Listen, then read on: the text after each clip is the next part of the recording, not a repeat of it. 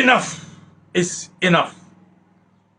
Today I'm going to do something that has never been done on this earth. I'm going to enter the dreams of every CCP members, from Xi Jinping to the last of the toilet cleaners.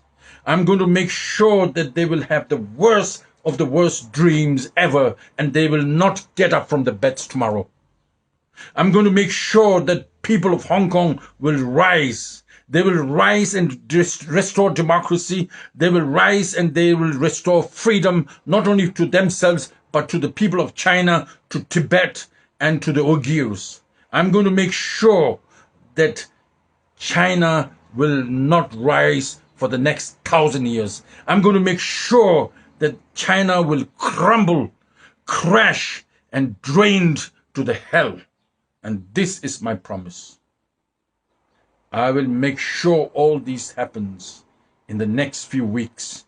And tomorrow, all the communist members will not get up from the bed. And this is my pledge.